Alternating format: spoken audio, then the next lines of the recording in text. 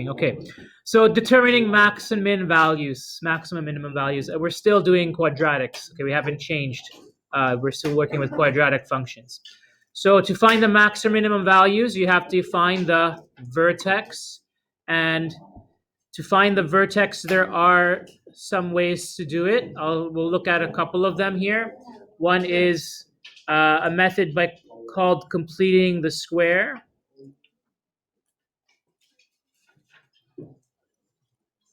Okay, and the other method is factoring. Okay, and factoring, this is only when possible. Sometimes it's not possible to factor a quadratic equation. So you use factoring when possible. Otherwise, we can use completing the square.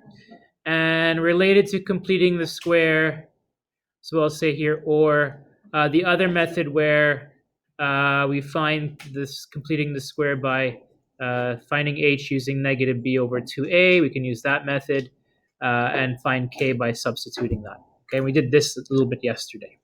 But I want to show you the completing the square method again. So I'll do this by examples. So in my first example, here it is. A golfer attempts to hit a golf ball over a gorge from a platform above the ground. The function that models the height of the ball is h of t equals negative 5t squared plus 40t plus 100, where h of t is the height in meters at time t seconds after contact, after hitting the ball. The power lines 185 meters above the ground. Will the golf ball hit the power lines? Okay, so I'll attempt to draw a picture of the situation. So let's draw a picture. I have a golfer. I'll use a stick man. And he's going to hit a golf ball on the ground. And I'll draw the stick in a different color. Okay, he's going to hit the golf. And it's over a gorge. So this is the platform. There's some gorge.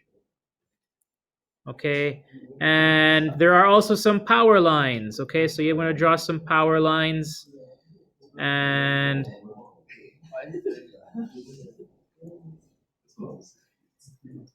there's some power lines. Is it showing up clearly there? Okay. So we're trying to hit the golf ball. It's going to be a parabolic path. We want to know, will the golf ball go like this, or will it go like this and hit the power lines? Okay, so to know what happens is for us to find the maximum value. Will the maximum value be here? Will it maximum value be up there? Where is the maximum value? So where is maximum value? And if you find the maximum value, you compare it with the height of the power lines. The height of the power lines is 185. So we're hoping the maximum value is less than 185. Okay. So two methods to do this. I'm going to use completing the square. So method number one, complete the square. Okay. So I'm just going to review the method. This was in the grade 10 math course. So let's see if we can remember this a little bit. H of t, I'll start off with the function here, negative 5t squared plus 40t plus 100. And if you can remember, the method starts like this. You take the first term's coefficient, negative 5, and you have to factor out negative 5 from, not the whole thing, just the first two terms. Okay, so h of t equals negative 5. I'm going to factor that from the first two terms. So t squared, and 40t will become minus 8t, because 8 times 5 is 40. And then you close that in brackets, and you keep the 100 outside. Okay, so far so good. Then what do we do next? Okay, inside my bracket, we add half of the half of the square, right? So add half of the square. So if, this is my middle term, -8. So you take -8, you divide it by 2, you get -4. You take that -4, you square it, you get +16. Okay? So you have to take that +16.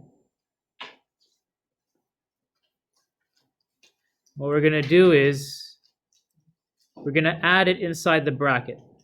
Okay, so I have -5 times bracket t squared minus 8t plus 16.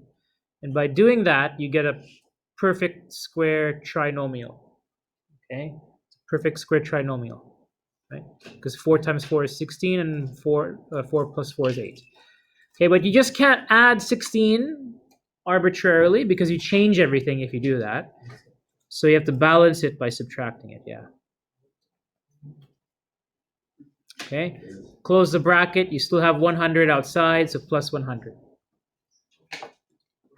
Okay, now I have 4 terms inside the bracket. I only want to keep the first 3 terms, so the -16 has to come outside. It has to. We're going to move this outside.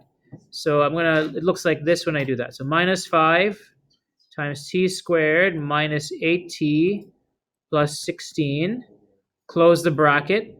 The plus 100, and then the -16 comes outside, but when it comes outside, it has to be multiplied by the -5 because you're expanding. So don't forget to do that. Okay. And then -5 on my next line, t squared minus 8t plus 16. That can be factored now. We're going to factor this. Perfect square trinomial. T minus 4 squared. And then we have plus 100 times 16 and 5. 16 times 5 is 80. So 100 plus 80 is 180. So completing the square is the process by which we go from standard form on the first line to vertex form. Okay, and after we have vertex form, I can read my vertex. H is -4, H is +4, it's opposite signs. And K is +80. So H and K is my vertex. 4 and 180. Okay. So after you have the vertex, the y value of my vertex, that's your height. So the maximum height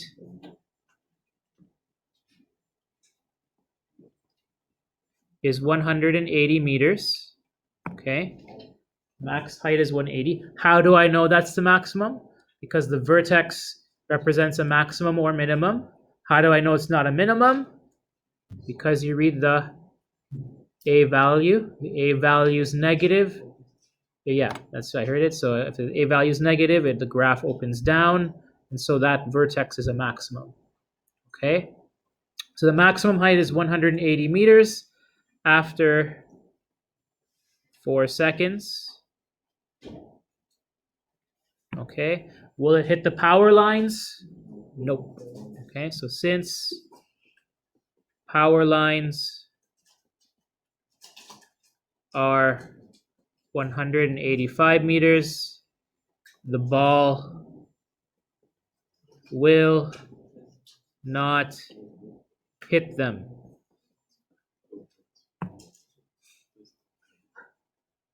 Okay, so that is completing the square. Now, I know sometimes it's difficult to remember factoring. You might make some mistakes. So the alternate way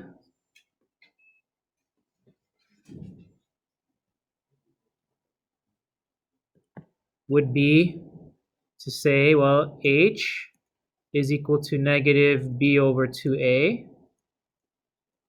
Okay, if I evaluate negative B over 2A, you read this from your standard form because that's what you're given. So in standard form,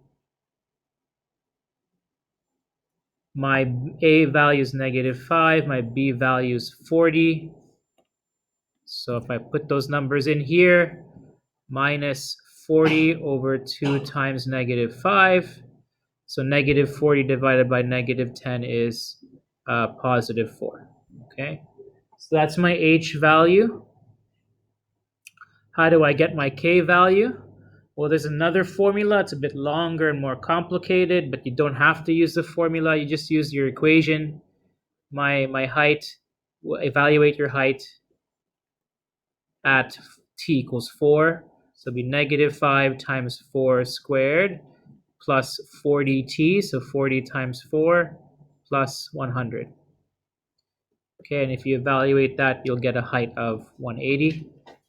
And that's your K value. Okay. And so you can do it, you can find the maximum value that way.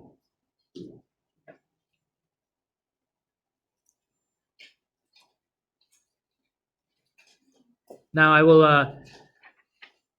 I'm not going to restrict you. I'm not going to say to anyone here on the test, oh, complete the square. If you like to use the alternate method, you can. Okay. And if I ask you for the vertex form, then you'd have to write, well, the vertex form is your A value, that's still -5, t minus h, so h is 4, so 4 squared, and the K value is 180, so you put plus 180 at the end. Okay. Now the second method is factoring. So sometimes, I left the space on the right side of my page. I'm going to show you factoring. Okay, I'm going to have to come back up, so I leave this for another few seconds if you're still copying something. But I want to show you factoring. Okay, so a question like this, you're given an equation that is factorable.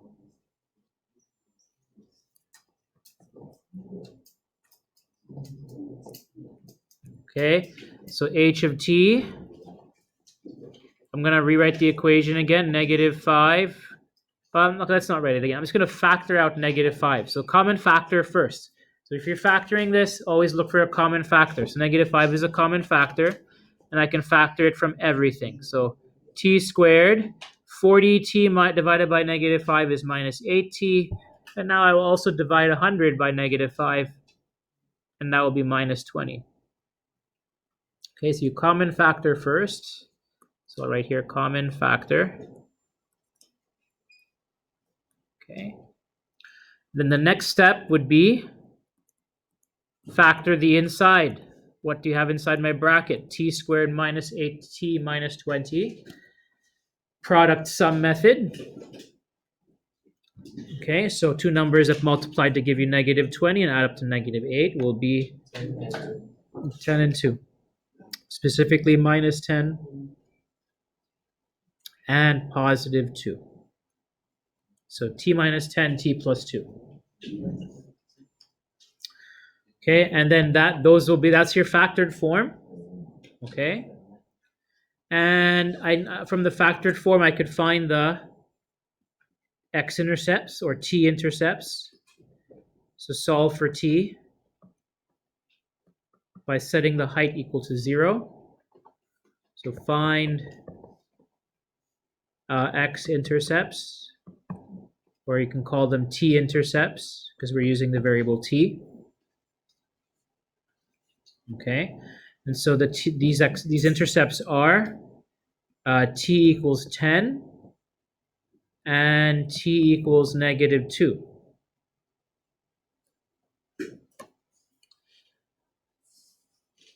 And so we have these roots, we have these intercepts, but these are not the maximum values. So how do we find the maximum values? AOS. So use that average of the X-intercepts formula. Take your 10, add it with the -2, find the average. 10 plus -2 divided by 2 is 8 over 2, which is equal to 4. Okay? And then after you have that 4, find your height.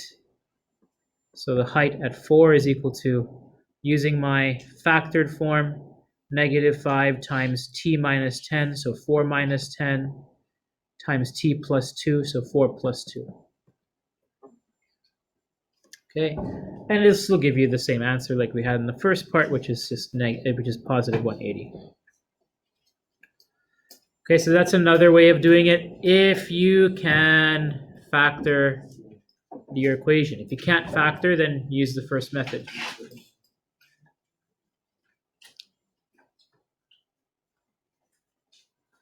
So that's finding maximum value to help you solve the problem.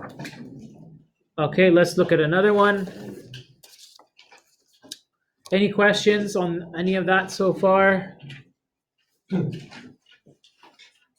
So this should mostly just be a review from grade 10 math. So just surely when you look at this, you go, oh, I recognize this. This looks familiar. Okay, that's recognition memory. Okay, you recognize it, but you probably can't do it on your own until you review it sometimes. Okay, so again, it just probably takes you some practice to get you familiar with doing this all over again. Okay, example 2. Determine the max or min value. Okay, so here's an equation. Are you going to even bother factoring this? No. Okay, it's decimals, don't. So if you want to use the completing the square method, you can use it. Again, decimals makes it harder. So I suggest just use the negative b over 2a formula. Okay, so if I use negative b over 2a, then this gives me my h value, right? So h is, or my axis of symmetry. So if I plug in my values, b is this middle coefficient here. Include the minus sign as well, so you have a double negative. So negative of negative 1.4 over 2 times a is this coefficient here in front of the x squared. It's 0.5. So 2 times 0.5. And that will equal to positive 1.4 on the top. On the bottom, I have half of 2, which is 1. And so 1.4 over 1 is just 1.4. Evaluate the function at 1.4 to find your maximum value. So 0.5 times 1.4 squared minus 1.4 times 1.4 minus 2.3. Okay? And so I have to say minus 3.28 is my answer. Is my what's that? It's my lowest point, my minimum value. My optimal value is my minimum value, negative 3.28. Okay, why is this a minimum?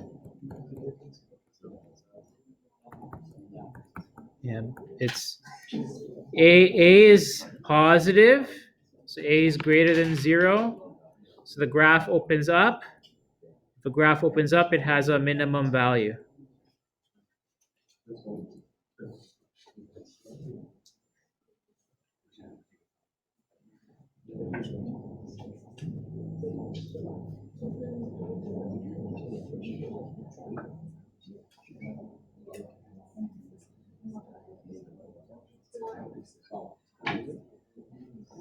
Okay, next example.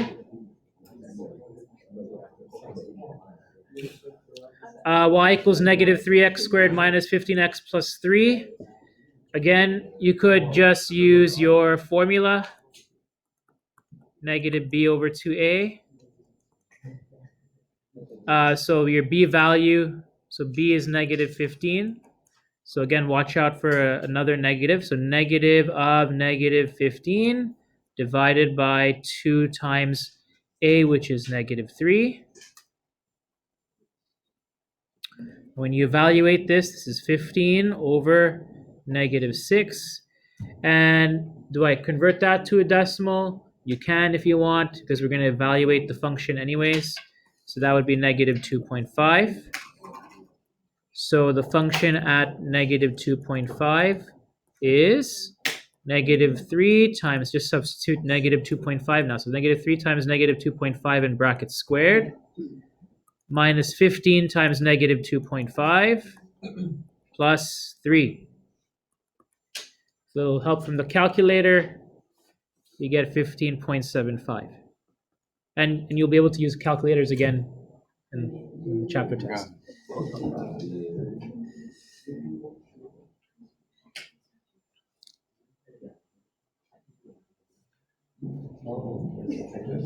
Okay, is this a maximum or minimum? Maximum value.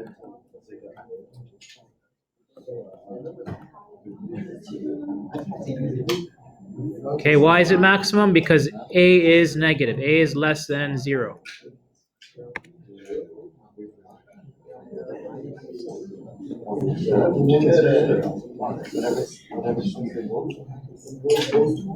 Okay, let's talk about something in related to economics. Okay, demand function. The demand function is the relationship between the price of an item and the number of items sold. Okay, so if you go to an example would be if you go to the Muji store. How many of you like Muji? What's that? It's like a Japanese store that sells Japanese goods. Okay, and so if you go to Muji, they sell these pens that are like $1.50 each. And so you can imagine the demand function for these special Muji pens would be the price of the pen times the number that is sold. Okay, that's demand. Okay. The cost is the cost of making each pen. So if I sold you a pen for $1.50, how much do you think this cost me to make?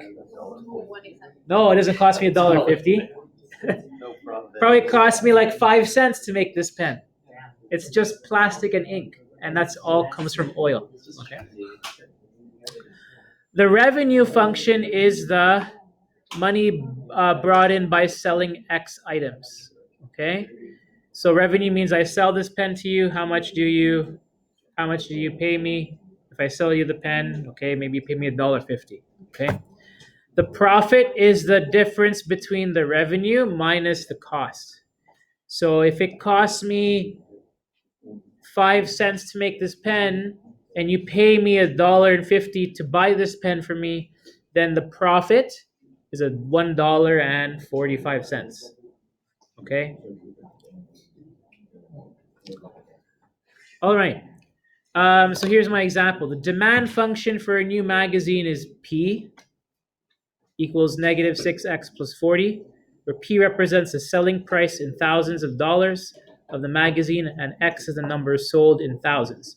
The cost is C. Calculate the maximum profit and the number of magazines sold that produce the maximum profit. You guys know what a magazine is? No, we don't know what the magazine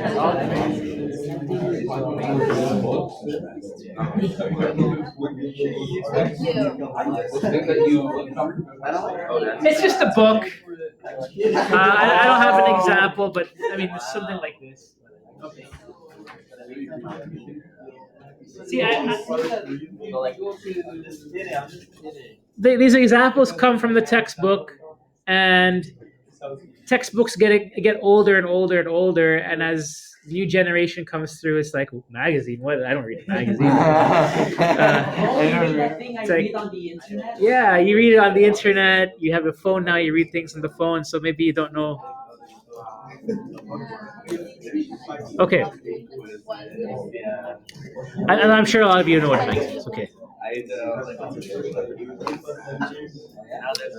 Okay, so let's talk about revenue first. What is the revenue? The revenue is my demand times number sold. Okay, so the demand function is, so demand tells me how many am I gonna, what's this price relationship between the price and the number sold. So demand is going to be my function negative 6x plus 40 times the number sold will just be x. Okay. Oh, and don't confuse demand with profit. Demand is purposefully a small p, okay? And profit is the big P, capital P, okay? Profit is equal to the revenue minus the cost. So how much money do I get for selling this magazine minus the cost to produce the magazine? So you can sell a magazine for $4 maybe, but because it's made out of paper, probably costs you only 50 cents to make, maybe even less, okay? So my profit, capital P, is equal to my revenue, which is negative 6x plus 40 times x minus my cost, and my cost is 4x plus 48. Okay, so that's my profit function. And I'm going to simplify the profit function a little bit to help me out. So if I expand the profit function here, I will have minus 6x squared plus 40x minus 4x minus 48.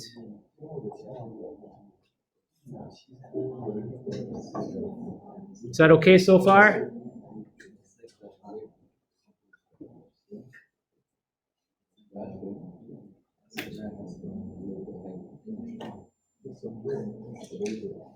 Okay, so just go over one more time.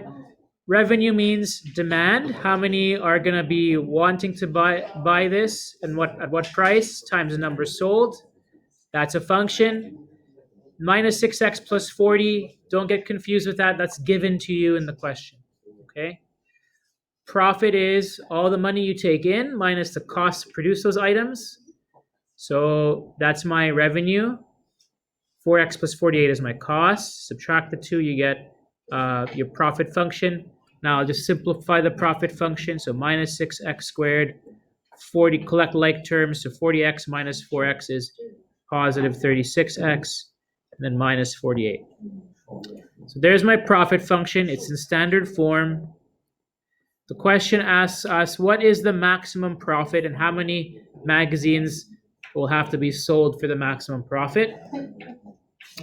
So find the vertex of my profit function. The vertex of my profit function will tell you the maximum profit and how many magazines you have to sell. So, axis of symmetry, negative b over 2a. Look at my a and b values from the profit function. They are negative 6 and 36.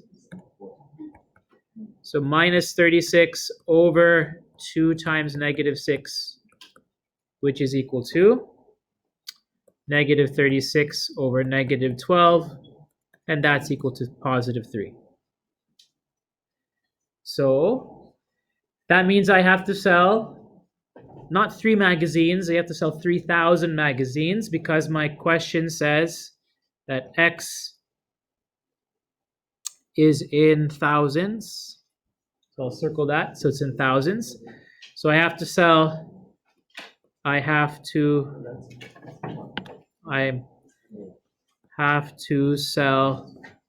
3,000 magazines for a maximum profit of P of 3, which is equal to, so remember X is 3, so you're not going to put 3,000 into your profit function. You have to put X equals 3. So P of 3 equals negative 6 times 3 squared plus 36 times 3 minus 48. Okay. Why do questions say in thousands? Why not just put 3,000? Because we don't want to work with very large numbers. It's easier to work with smaller numbers, as small as possible. Now, if you evaluate this function, you get a profit of 6. Okay, but again, that's not $6. That's $6,000. So max profit is $6,000. Because again, according to the question, the maximum profit is in thousands of the cost, or the selling price is in terms of thousands of dollars. So 6 is 6,000.